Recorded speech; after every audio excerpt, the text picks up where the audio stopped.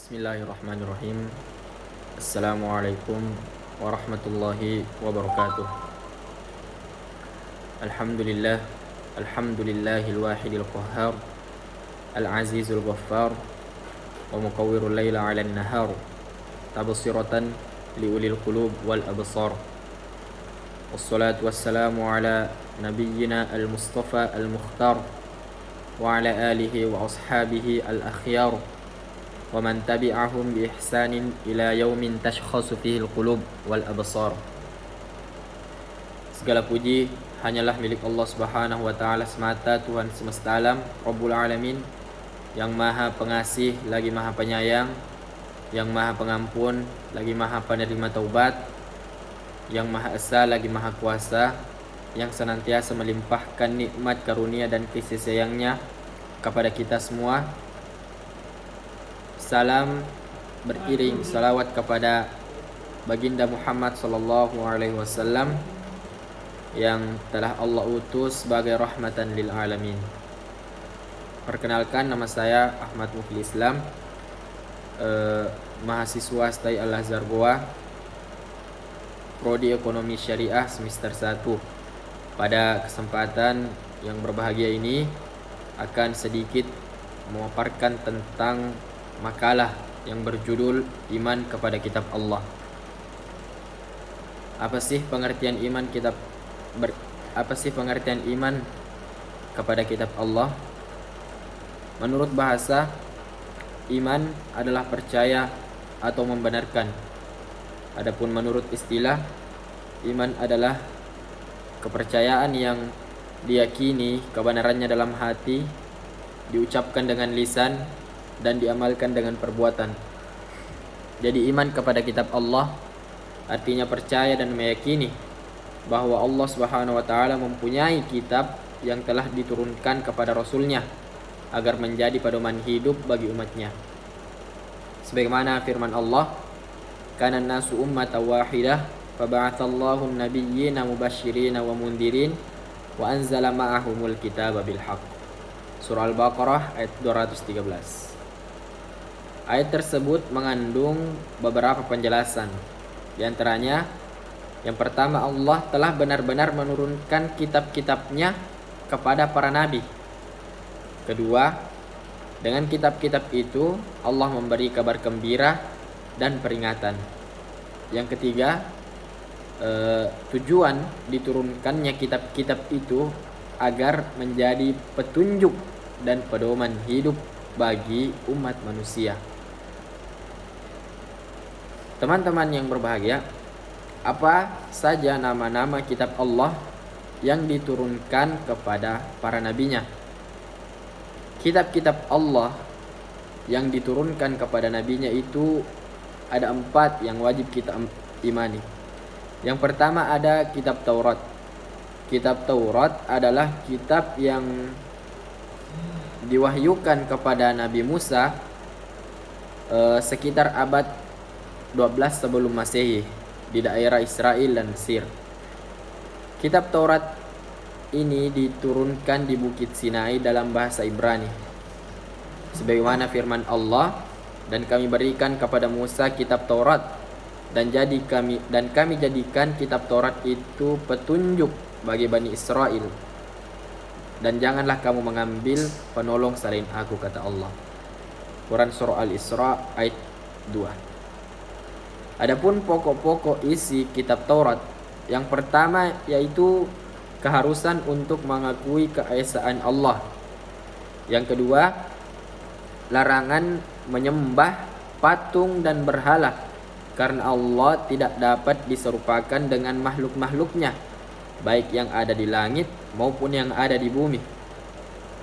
Yang ketiga, larangan menyebut Allah dengan sia-sia.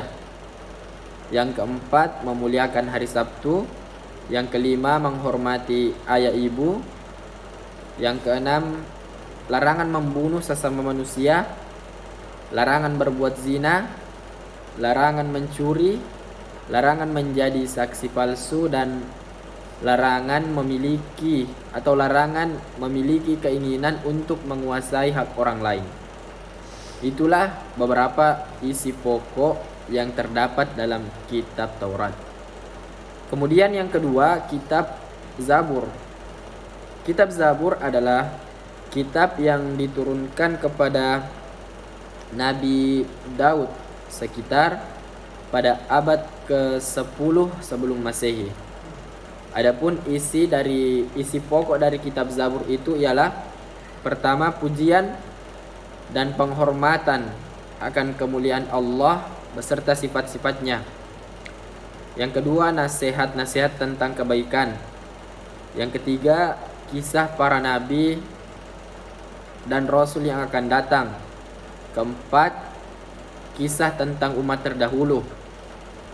Kelima, ungkapan hidup Nabi Daud, permohonan ampun kepada Allah yang diungkapkan oleh Nabi Daud. Kemudian sukacita yang dirasakan setelah Nabi Daud meraih kemenangan atas musuhnya. Kemudian yang terakhir, zikir dan doa. Itu beberapa isi pokok yang terdapat dalam kitab Zabur. Kemudian kita beralih ke kitab berikutnya, yaitu kitab Injil. Kitab Injil diturunkan kepada Nabi Isa alaihissalam sekitar permulaan abad 1 Masehi. Keberadaan kitab Injil ditegaskan oleh firman Allah dalam Al-Quran surah Maryam ayat 30. Sebagaimana Allah Ta'ala berfirman, Qala inni abdullah ataniyal kitaba wa ja'alani nabiyya. Dan adapun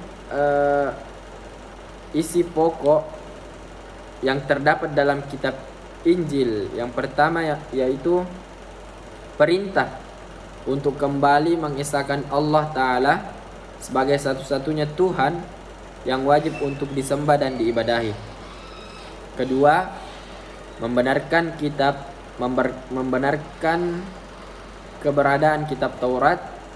Tiga, menghapus beberapa hukum dalam kitab Taurat yang tidak lagi sesuai dengan perkembangan zaman.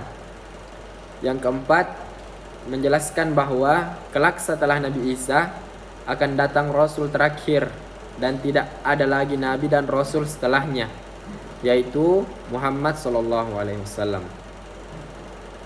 Kemudian kitab selanjutnya yaitu kitab suci Al-Quran. Al-Quran adalah kitab suci yang diturunkan Allah kepada Nabi Muhammad SAW untuk disampaikan kepada umat manusia di seluruh dunia. Sementara itu, bila kita yakini bahwa Nabi Muhammad adalah Rasul terakhir, maka juga kita harus meyakini bahwa kitab suci yang terakhir diturunkan oleh Allah ialah Al-Quran. Adapun kandungan pokok yang terdapat dalam kitab suci Al-Quran itu secara garis besar berbicara tentang akidah, akhlak, dorongan atau bimbingan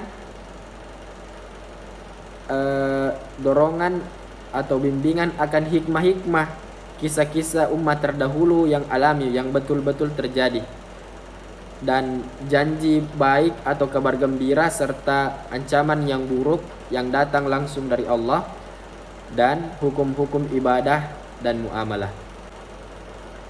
Teman-teman sekalian, apa saja hikmah beriman kepada kitab Allah? Hikmah beriman kepada kitab Allah yaitu agar bagaimana kita bisa meningkatkan keimanan kita kepada Allah yang telah mengutus para rasul untuk menyampaikan risalahnya. Kemudian hidup manusia akan menjadi tertata karena adanya hukum yang bersumber pada kitab suci. Kemudian kita akan termotivasi untuk beribadah dan menjalankan kewajiban-kewajiban agama seperti yang telah tertuang dalam kitab suci. Kemudian akan menumbuhkan sikap optimis karena telah dikaruniai pedoman langsung dari Allah Ta'ala untuk agar kita bisa meraih kesuksesan baik di dunia maupun di akhirat. Kemudian agar terjaganya ketakwaan kita dengan cara menjalankan perintah-perintah Allah dan menjauhi larangan-larangannya. Kemudian teman-teman sekalian, bagaimana cara kita beriman kepada kitab-kitab Allah? Ada dua cara bagaimana kita beriman kepada kitab-kitab Allah. Yang pertama, bahwa dengan meyakini jika kitab-kitab tersebut benar-benar adalah wahyu dari Allah, bukan karangan dari para manusia, bukan karangan dari para makhluknya. Kemudian yang kedua, kita meyakini akan kebenaran isi-isinya. Teman-teman sekalian, mungkin itulah sedikit pemaparan tentang makalah yang berjudul Iman kepada Kitab Allah. Lebih dan kurangnya mohon dimaafkan. Kami akhiri dengan ucapan hadanallahu wa iyyakum. Assalamualaikum warahmatullahi wabarakatuh.